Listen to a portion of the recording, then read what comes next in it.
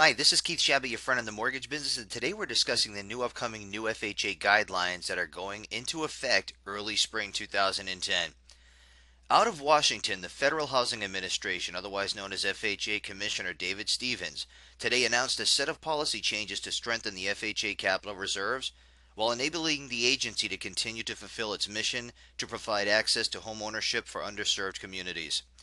The changes announced today are the latest in a series of changes Stevens has enacted in order to better position the FHA to manage its risks while continuing to support the nation's housing market recovery. The FHA will propose to take the following steps: increase the mortgage insurance premium MIP, update the combination of FICO scores and down payments for new borrowers, reduce seller concessions to 3% from 6%, and implement a series of significant measures aimed at increasing lender enforcement. U.S. Housing and Urban Development Secretary Sean Donovan previewed the changes in December of last year, noting that FHA would announce additional details before the end of January.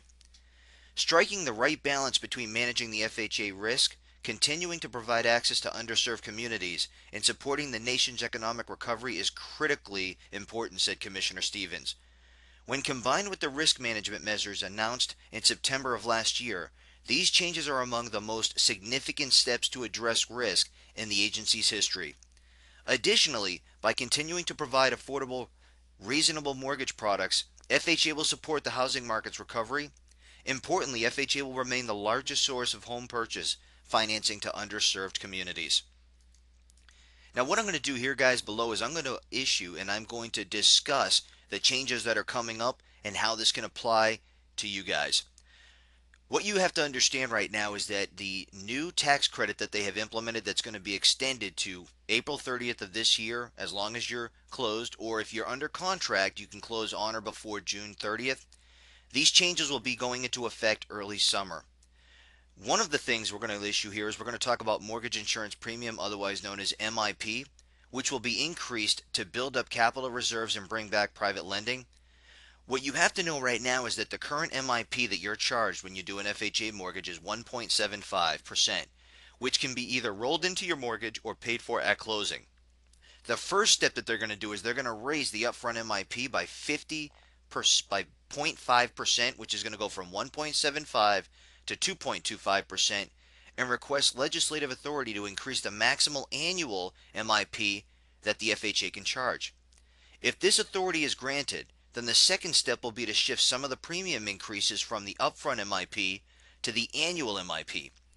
This shift will allow capital reserves to increase with less impact to the consumer because the annual MIP is paid over the life of the loan instead of all at the time of closing. The initial upfront increase is to include in the mortgage letter that is going to be released tomorrow on January 21st and will go into effect in early spring. The second thing they're going to do is they're going to update the combination of FICO scores and down payments for new borrowers. This one right here is critical for people that have less than a 580 credit score right now, that think they're going to be able to get a down payment as 3.5% with an FHA mortgage. Here's what's happening. New borrowers will now be required to have a minimum FICO score of a 580 to qualify for FHA's 3.5% down payment program.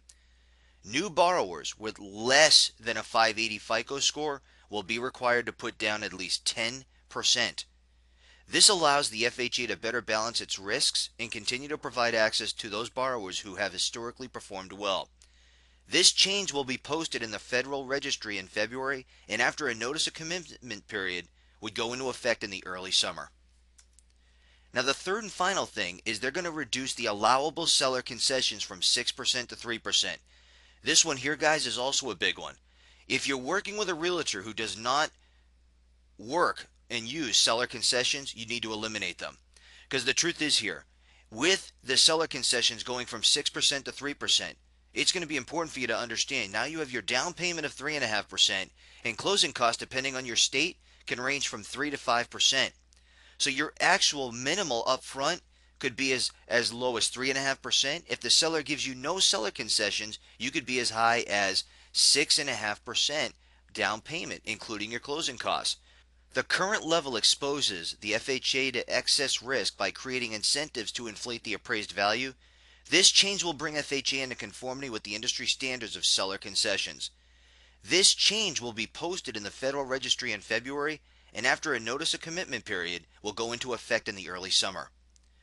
In addition, guys, to the changes proposed today, the FHA is continuing to review its overall purpose to the housing market conditions and continuing to evaluate its mortgage insurance underwriting standards and its measures to help distressed and underwater borrowers through FHA, HAMP, and other FHA initiatives going forward. This is Keith Shabbat, your friend in the mortgage business, keeping you up to date on the new FHA guidelines. Thanks again.